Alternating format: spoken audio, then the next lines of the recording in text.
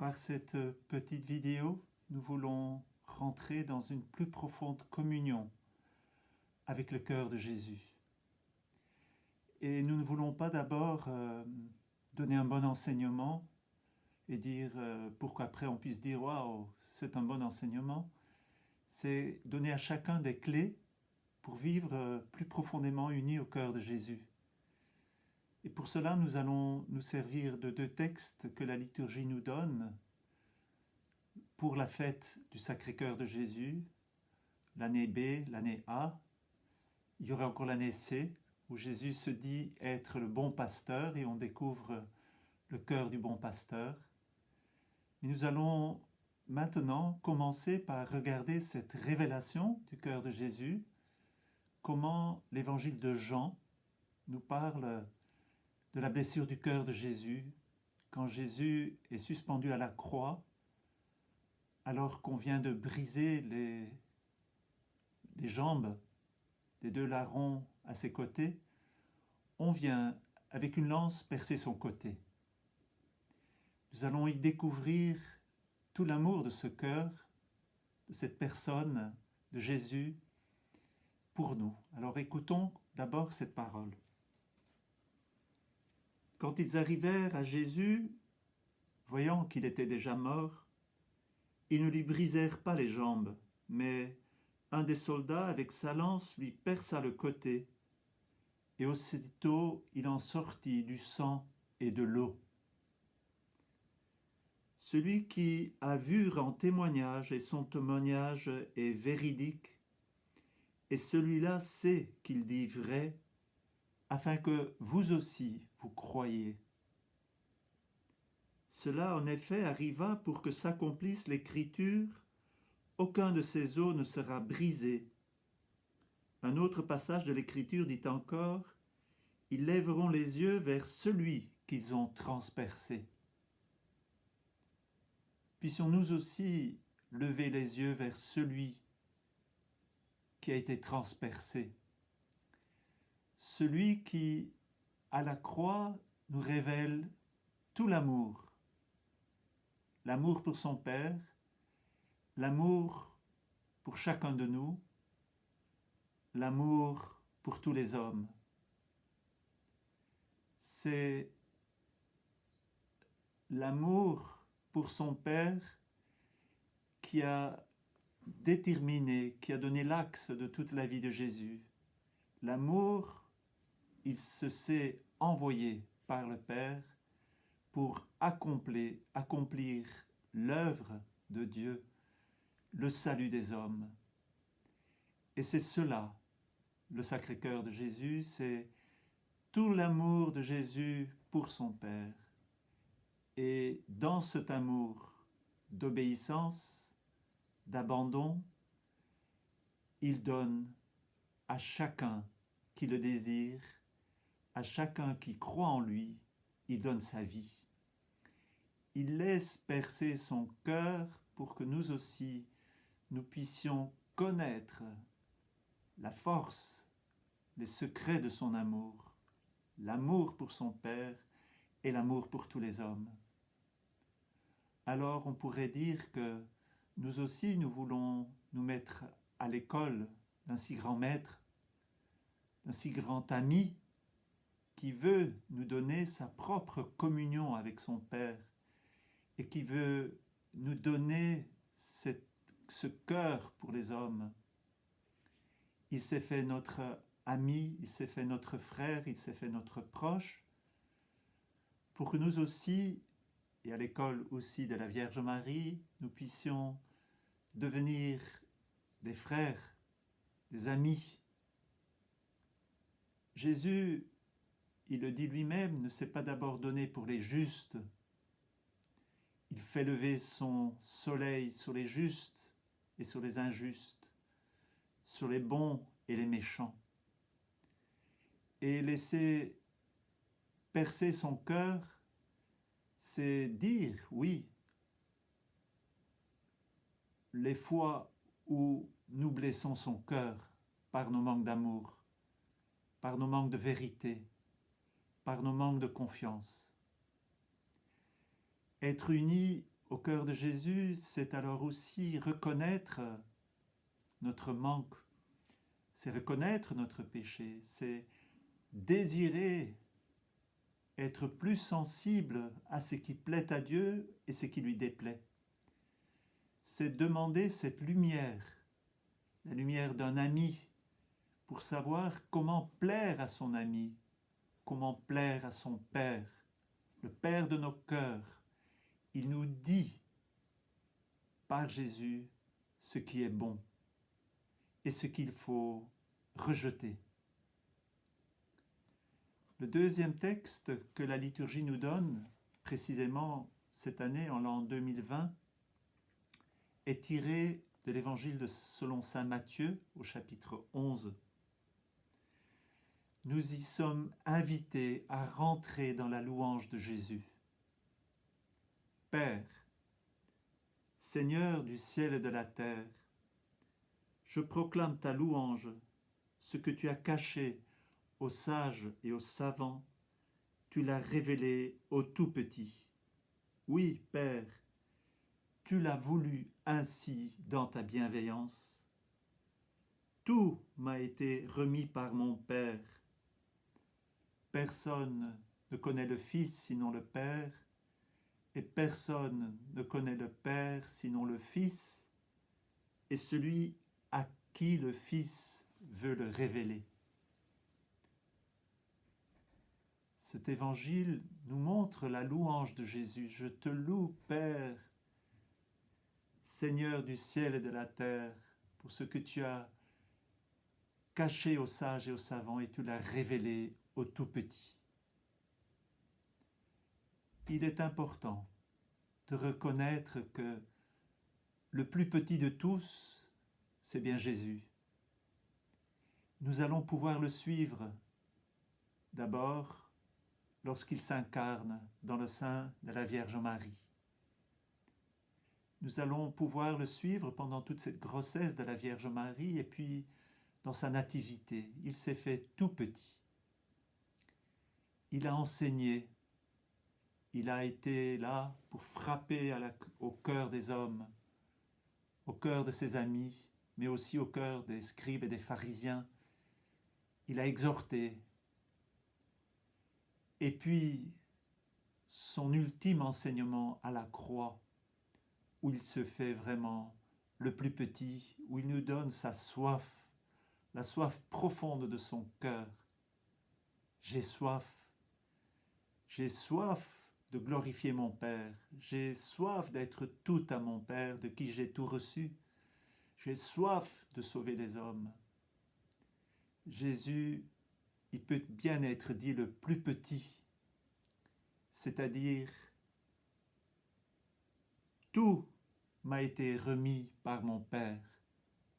Jésus reçoit tout de son Père et il est aussi bien dans sa divinité de Fils, de Verbe, il est tout tourné vers le Père et dans son humanité, il est tout tourné vers le Père, mais dans son humanité sainte, il est le pauvre par excellence qui, par sa vie, vient montrer toute cette orientation, il est tout tourné vers le Père, et il veut nous tourner nous aussi vers son Père. Il est l'envoyé, il est celui qui est obéissant jusqu'à la mort et qui donne tout, qui veut être notre nourriture, qui veut même accepter d'être bafoué, rejeté dans le Saint-Sacrement. Le tout-petit, le pauvre par excellence. Comment ne pas, par lui, nous aussi devenir humbles et doux de cœur? Recevons la suite de cet évangile de Matthieu 11. Venez à moi, vous tous qui peinez sous le poids du fardeau, et moi je vous procurerai le repos. Prenez sur vous mon joug, devenez mes disciples, car je suis doux et humble de cœur, et vous trouverez le repos pour votre âme. Oui, mon joug est facile à porter et mon fardeau léger. Faisons attention à ce que Jésus dit. Prenez mon joug, devenez mes disciples. Quand Jésus est venu dans le monde, c'était bien pour porter le péché des hommes. Pour cela, il peut dire « Prenez mon joug » parce qu'il s'est pris, il s'est approprié notre péché sans être pécheur. Mais il a porté le péché de l'humanité, de tous les hommes. Et il a racheté l'homme. Et donc, il a voulu connaître cette pauvreté pour nous donner sa vie.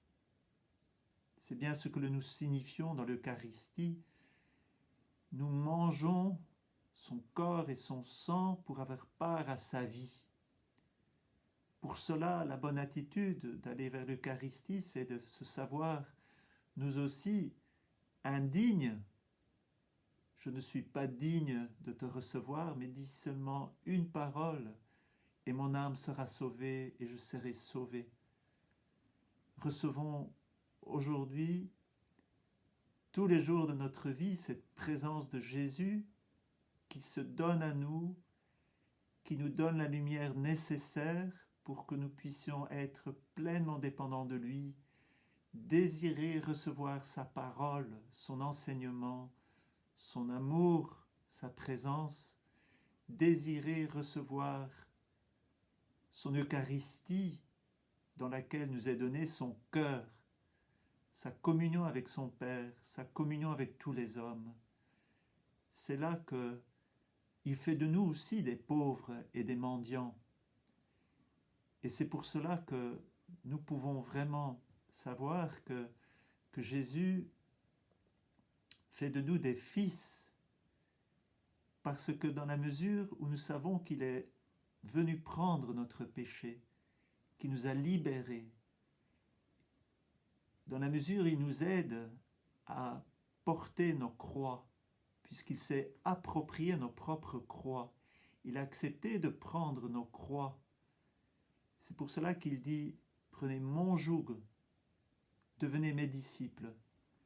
Il a voulu que les poids de nos péchés, les poids de nos fautes, les poids de nos souffrances liées à notre corps, à notre psychisme blessé, ne soient plus un lieu de condamnation, un lieu de mort, mais que ce devienne un lieu de vie. Jésus montre que si son cœur a été blessé, c'était pour nous, et que si nous sommes blessés par les conséquences du péché, par notre maladie, par notre fragilité, par notre vulnérabilité, par notre hypersensibilité, eh bien que notre cœur, uni au cœur de Jésus, devienne un lieu de vie, plus un lieu de condamnation et de mort, mais un lieu de vie. Alors on peut demander à celle qui a vécu si proche du cœur de Jésus qu'elle nous enseigne, nous aussi, à aller puiser à cette source par la parole de Jésus dans laquelle nous recevons son cœur, par son Eucharistie dans laquelle nous recevons son cœur, que nous puissions, avec Jean, reposer sur ce cœur et se savoir pleinement enfant de Dieu, enfant du Père, dans une totale dépendance à son égard, mais non pas comme des condamnés à mort, mais comme des fils appelés à la liberté, appelés à la joie, à la paix, à la bienveillance, à la bonté. Que nous puissions voir et recevoir du cœur de Jésus tous les dons de son esprit, sa vie. C'est de ce cœur blessé que découle la source des sacrements. Il en sortit de l'eau, l'eau du baptême. Il en sortit du sang, ce sang que nous recevons dans l'Eucharistie. Ce cœur duquel découle son lien avec le lien avec son Père. Il est là parce qu'il est là, uni à son Père, parce qu'il est uni aux hommes. Que nous puissions là recevoir toute la source des autres sacrements, que ce soit le sacrement de la confession, dans lequel nous recevons le pardon si nous confessons vraiment notre péché, le sacrement du mariage pour ceux qui sont unis au mariage, pour que toute la richesse de l'amour du cœur de Jésus pour son Père soit aussi ce que les époux échangent dans leur amour mutuel, jusque dans le don de leur corps, le don de tout eux-mêmes. Mais que ce soit aussi dans le sacrement des malades, que nous recevons cette communion au cœur de Jésus, que nous le conseillons aux malades pour qu'ils puissent être davantage unis au cœur de Jésus. Pour le prêtre, pour le diacre qui a reçu le sacrement de l'ordre, pour l'évêque, que nous puissions puiser dans ce cœur, aux sources de l'humilité, toute la vie, cette vie de Jésus dans laquelle il glorifie son Père et il sauve les hommes. Puissions-nous demander à Marie comment être des sources de vie pour nos frères et sœurs, et si nous sommes blessés, et si nous ne sommes pas aimés ou rejetés, si nous sommes humiliés par la maladie ou la souffrance, que nous sachions que nous avons un cœur sur lequel reposer pour refaire nos forces. Venez à moi, vous tous qui peinez et ployez sous le poids du fardeau, et moi je vous donnerai le repos. Que nous puissions de là être des témoins de l'amour de Jésus pour son Père, de l'amour de Jésus pour les hommes. Le monde a besoin de ce témoignage, de l'amour du cœur de Jésus, dont nous devenons des petits instruments, des petits signes. C'est là que nous pourrons peut-être le plus connaître l'amour du Père et avec Jésus glorifier son Père. C'est Jésus, le pauvre agneau de Dieu qui glorifie son Père, qui peut nous enseigner à nous aussi que notre Père soit tout pour nous, même si nous sommes des pauvres pécheurs.